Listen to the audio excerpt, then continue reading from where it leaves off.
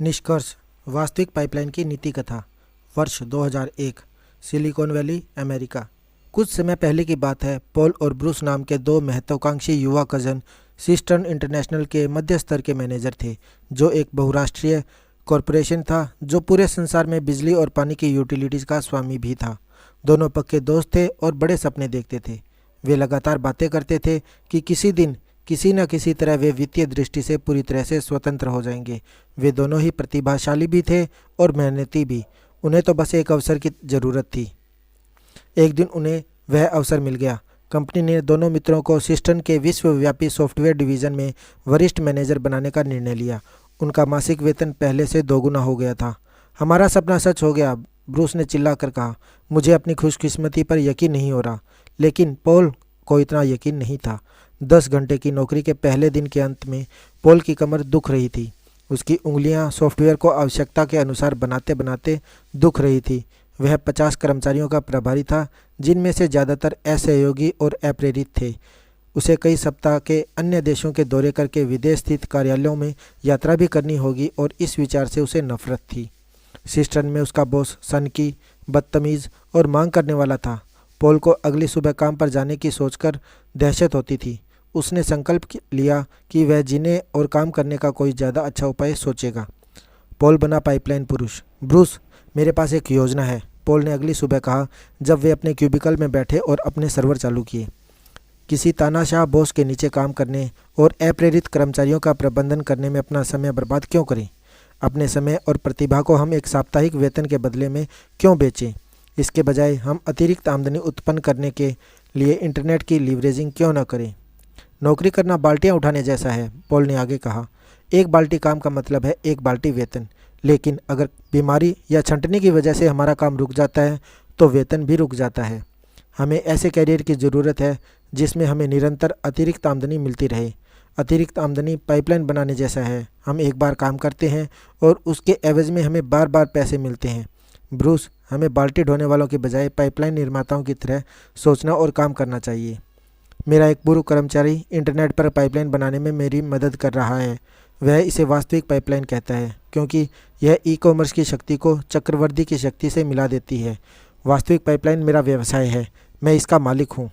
मैं घर में रहकर काम करता हूँ। कोई ओवरहेड यानी बंधा हुआ खर्च नहीं है, कोई कर्मचारी नहीं है, कोई पैरोल नहीं है, कोई इन्वेंट्री भी नहीं है। यह सहारा देने वाली है, यह मध्यम स्तर की है, यह वेब आधारित है और यह निरंतर आमदनी देती है। ब्रूस अचानक रुक गया। इंटरनेट पर पाइपलाइन? ऐसा किसने सुना है? ब्रूस चिल्लाया। हमारे पास एक बेहतरीन नौकरी है, ब्रूस ने जोर देकर कहा। व्यर्थ की कोशिश मत करो। हमारे पास बेहतरीन लाभों के साथ नौकरी की सुरक्षा भी है। हमें वीकेंड में छुट्टी मिलती है और हर साल 2 सप्ताह की सवैतनिक वैकेशन भी मिलती है। हम जिंदगी भर के लिए सही जगह पर पहुंच चुके हैं। अपनी वास्तविक पाइपलाइन के इरादे को दिमाग से निकाल दो। लेकिन पॉल इतनी आसानी से हतोत्साहित होने वाला नहीं था। उसने अपने पक्के दोस्त को वास्तविक पाइपलाइन योजना धैर्य से समझाई। पॉल दिन के आधे हिस्से में अपनी नौकरी करेगा और अपनी शामों तथा वीकेंड का इस्तेमाल इंटरनेट पर पाइपलाइन बनाने के लिए करेगा। पॉल यह भी जानता था कि इसमें 1 साल, संभवतः 2 साल लग जाएंगे। तब कहीं जाकर उसकी वास्तविक पाइपलाइन इतनी बड़ी होगी कि भारी मुनाफा दे सके। लेकिन पॉल को अपने व्यवसाय का मालिक और अपने जीवन का मालिक बनने के अपने सपने पर विश्वास था। वह इसे कारगर बनाने के लिए संकल्पवान था। छोटे कार्य बनाम बड़े परिणाम। जब ब्रूस शाम को और वीकेंड में अपने सोफे पर लेटा रहता था, तब पॉल अपनी वास्तविक पाइपलाइन बनाता रहता था। पहले कुछ महीनों में तो पॉल की मेहनत का कोई फल नहीं दिख रहा था। वेब आधारित पाइपलाइन व्यवसाय उसके लिए नया था। उसे एक नया सिस्टम सीखना था और इसे दूसरों को सिखाना था। वह हर दिन अपने मेंटोर से बात करता था और अपनी व्यवसाय बनाने की योग्यताओं को बेहतर बनाने के लिए वीकेंड के प्रशिक्षणों में जाता था। उसने अपने मेंटोर्स की बताई व्यक्तिगत विकास की पुस्तकें पढ़ी थी और टेप सुने थे। हर दिन पॉल अपनी व्यवसाय योजना और योग्यताओं को बेहतर बनाता था। उसने सीखा कि लोगों को बातचीत में कैसे संलग्न करना है, लोगों को उनके सपने बताने के लिए कैसे प्रेरित करना है, आपत्तियों को शालीनता से कैसे संभालना है, लोगों को कैसे कोचिंग देना है कि वे स्वयं के सर्वश्रेष्ठ स्वरूप को उजागर करें। धीरे धीरे उसे खुद पर, अपने अवसर पर और अपने नए व्यावसायिक साझेदारों पर ज़्यादा भरोसा होने लगा। यह पॉल के लिए नया इलाका था, लेकिन जब उसका ज्ञान और आत्मविश्वास बढ़ा तो उसकी इंटरनेट पाइपलाइन भी बढ़ने लगी। पॉल खुद को याद दिलाता रहा कि कल के सपने आज के त्याग से ही बनते हैं। हर दिन वह अपनी वास्तविक पाइपलाइन बनाता रहा, एक बार में एक बातचीत।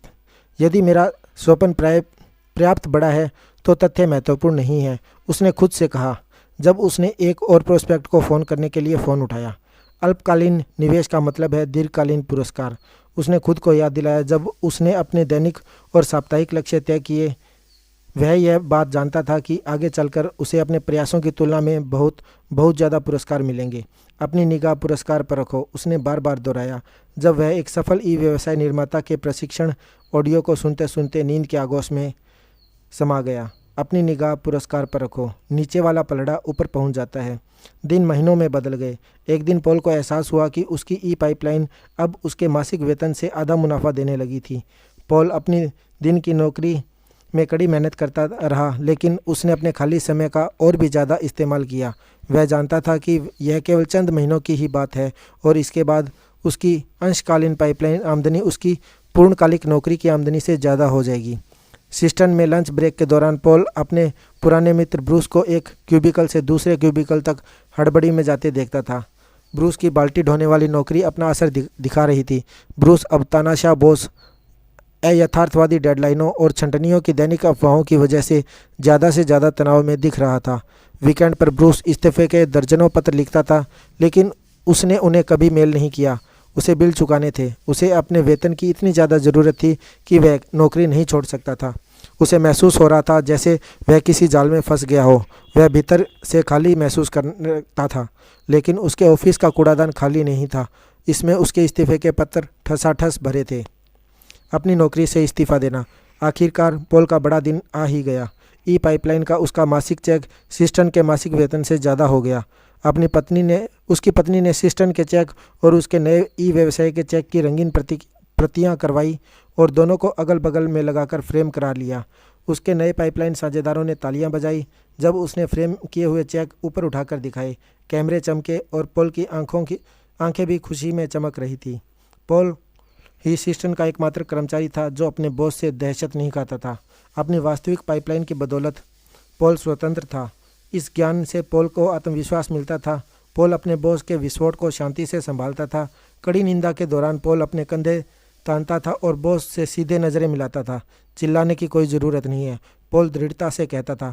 मैं यहाँ आपके सामने खड़ा हूँ। क्या आपको नहीं लगता कि अगर हम शांति से इस पर बात करें तो हम ज़्यादा प्रभावी होंगे? सहकर्मी कहने लगे कि पॉल तो बॉस को इस तरह पेश आता है जैसे उसने शेर को पालतू कर लिया हो, लेकिन पॉल यह बात समझता था कि उसने अपने बॉस को पालतू नहीं बनाया है।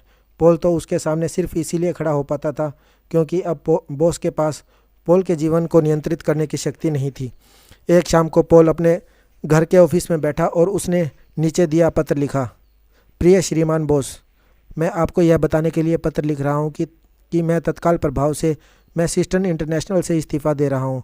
मुझे सिस्टन में अपने समय में काफ़ी आनंद आया, लेकिन मुझे आपको यह जानकारी देते हुए अफसोस है कि कंपनी अब मेरी सेवाओं का लाभ नहीं ले सकती। आपसे मुक्त, पाइपलाइन पॉल। पॉल को स्वतंत्रता का सैलाब महसूस हुआ जब उसने इस्तीफे का पत्र मोड़ा और इसे एक लिफाफे में डाला।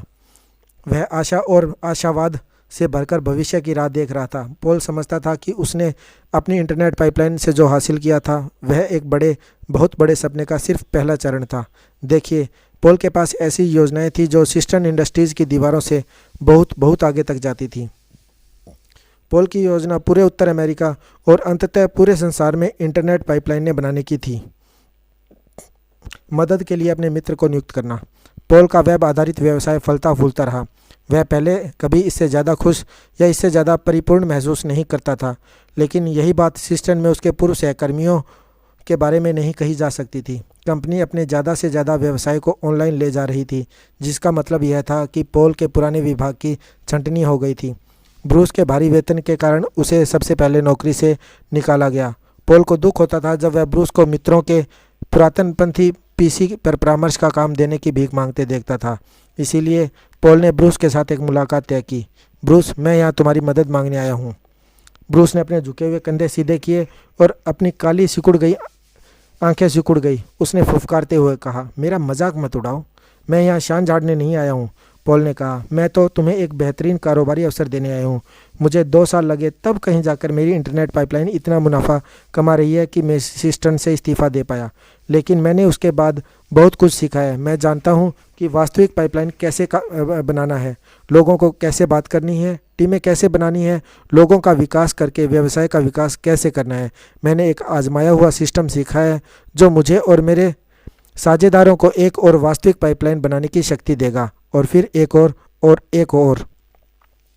मुझे पाइपलाइन साझेदारों की ज़रूरत है, पॉल ने आगे कहा। मैं तुम्हें हर वह चीज़ सिखाऊंगा जो मैं वेब आधारित पाइपलाइन के बारे में जानता हूँ, और इसके लिए मैं तुमसे एक पाई भी नहीं लूँगा। मैं बदले में बस यह चाहता हूँ कि तुम यह सिस्टम सीखो जो मैं तुम्हें सिखाता हूँ, और फिर इसे दूसरों को सिखाओ, और उनमें से प्रत्येक दूसरों को सिखाए, जब तक कि वास्तविक पाइपलाइन उत्तर अमेरिका के हर शहर में न पहुँच जाए, और अंततः संसार के हर शहर में हर मकान में न पहुँच जाए। ज़रा सोचो, पॉल ने आगे कहा, हमारी वास्तविक पाइपलाइनों के जरिए जो भी जाता है, हम हर ऑनलाइन खरीदारी के बदले में थोड़ी कमाई कर सकते हैं। हमारे ऑनलाइन पाइपलाइनों के जरिए जितना ज़्यादा वॉल्यूम जाएगा, हमारी जेब में उतना ही ज़्यादा पैसा बह कर आएगा। मैंने जो वास्तविक पाइपलाइन बनाई है वह सपने का अंत नहीं है, यह तो सिर्फ शुरुआत है। पॉल को आखिरकार बड़ी तस्वीर दिख गई। वह मुस्कुराया और उसने अपने कज़न की तरफ अपना हाथ बढ़ाया। उन्होंने हाथ मिलाया और फिर पुराने बिछड़े हुए दोस्तों की तरह गले मिले। एहसान का बदला। बरसों गुजर गए। पॉल और ब्रूस काफ़ी पहले रिटायर हो गए थे, लेकिन उनका विश्वव्यापी इंटरनेट पाइपलाइन व्यवसाय अब भी उनके बैंक खातों में साल में करोड़ों डॉलर बहाकर ला रहा था। दोनों पुराने दोस्तों के पास पूरे संसार में शानदार जगहों की यात्रा करने की फुर्सत भी थी और पैसा भी। एक दिन ब्रूस ने पॉल से कहा कि वह लंच पर उससे मिले। वह एक रोमांचक खबर सुनाना चाहता था। पॉल, बरसों पहले तुमने मुझे वेब आधारित कारोबार अवसर देकर मुझे एक बहुत खास उपहार दिया था। उस उपहार ने मेरा जीवन हमेशा के लिए बदल दिया। मैं बरसों से उस एहसान का बदला चुकाने का कोई तरीका खोज रहा हूँ, इसीलिए मैंने तुम्हें आज यहाँ आमंत्रित किया है। यह रहा मेरी तरफ से तुम्हारा उपहार। ब्रूस ने पॉल की तरफ एक लिफाफा सरकाया। उसके अंदर इटली के 2 प्रथम श्रेणी के हवाई टिकट थे। तुम्हें ज़रूरत नहीं है, पॉल ने कहना शुरू किया, लेकिन ब्रूस ने अपने मित्र की बात काट दी। फिलहाल मुझे बात करने दो, ब्रूस ने कहा। जब हम छोटे बच्चे थे तब से हमारे साझेदार हमें बता रहे हैं कि हमारे परिवार इटली से यहाँ आए थे। देखो, इंटरनेट की मदद से मैंने अपनी पारिवारिक जड़ों की तलाश की है। हमारी जड़ें 2 कजिन्स तक जाती हैं जो मध्य इटली के एक छोटे गाँव में रहते थे। पॉल, यह तुम्हें मेरा उपहार है, ब्रूस ने आगे कहा। हम उस गाँव के सैर पर जा रहे हैं। हम कस्बे के उस चौराहे को देखेंगे जहाँ हमारे पर दादा और दूसरे सभी गांव वाले कस्बे में हौज से बाल्टियां भरने के लिए मिले थे, और हम अपने घुटनों के बल टिककर अपने पूर्वजों तथा ईश्वर को धन्यवाद देना चाहते हैं कि उन्होंने वरदानों की ऐसी पाइपलाइन बनाई जो हमें जीवन में खुलकर मिले हैं। दायरा पूरा करना। पॉल स्तब्ध खामोशी में अपने कज़न को घूरने लगा। फिर वह आगे बढ़ा और ब्रूस ने के दोनों हाथों में अपने हाथ कसकर पकड़ लिए। मेरा सिर्फ एक ही आग्रह है, पॉल ने शांति से कहा। क्या तुम चलने की तारीख अगले सप्ताह से बदलकर कल कर सकते हो? 2 सप्ताह बाद। रोम का हवाई अड्डा खचाखच भरा था। पॉल और ब्रूस इटली में 2 शानदार सप्ताह बिताने के बाद अमेरिका लौट रहे थे। वे अपनी पूर्वजों की सड़कों पर चले थे और लंबे समय से खोए हुए दर्जनों रिश्तेदारों के घर खाना खाया था। यह जीवन में एक बार होने वाली यात्रा थी। दोनों दोस्तों ने यात्रा के बाद खुद को नया और दोबारा जुड़ा हुआ महसूस हुआ। वे टर्मिनल में अगल बगल बैठे थे और एक ही पुस्तक की प्रतियां पढ़ रहे थे। कभी कभार उनमें से एक अपने दोस्त की तरफ झुकता था और पुस्तक के एक अंश की ओर संकेत करता था। ओह नहीं, दोबारा नहीं, एक आदमी गलियारे में के पार चिल्लाया। मेरी फ़्लाइट रद्द हो गई है। एक बार फिर, मैं यहाँ से कभी बाहर नहीं निकल पाऊँगा। यह हमारी भी फ़्लाइट है। पॉल ने अपने ऊपर लटके हुए मॉनिटर की तरफ इशारा किया। रद्द? अब क्या? पॉल ने अपने पुराने दोस्त की तरफ देखा। ब्रूस ने भी नज़रें मिलाई और वे बस मुस्कुरा दिए। तुम भी वही सोच रहे हो जो मैं सोच रहा हूँ, ब्रूस ने मुस्कुराते हुए कहा। तुम वही सोच रहे हो जो मैं सोच रहा हूँ, पॉल मुस्कुराया। ऐसा लगता है जैसे हमें यहाँ रुकने के लिए एक और हफ्ता मिल गया है, वे एक सुर में चिल्लाए जब वे एक दूसरे से हाथ पर ताली ठोकने के लिए अपनी सीट से उछले। गलियारे के पार वाले आदमी ने इन दोनों दोस्तों को इस तरह घूरा मानो वे किसी दूसरे ग्रह से आए हों। आप दोनों किस बारे में इतने खुश क्यों हो? उसने अविश्वास में पूछा। मैंने 2 दिन से इस हवाई अड्डे पर फंसा हुआ हूँ। मैं लगातार दूसरे साल अपनी बेटी के जन्मदिन की पार्टी चूक गया हूँ। मैं पिछले महीने के दौरान इतने सारे टाइम जोन में रहा हूँ कि मैं नहीं जानता कि आज कौन सा दिन है। अगर यह पर्याप्त नहीं है तो मैं इस साल अपने लक्ष्य से चूक जाऊँगा, क्योंकि मेरा ग्राहक लालच में आ गया है और उसने समझौता करने से इनकार कर दिया है। हमें अफसोस है, ब्रूस ने कहा। हम सहानुभूति रख सकते हैं।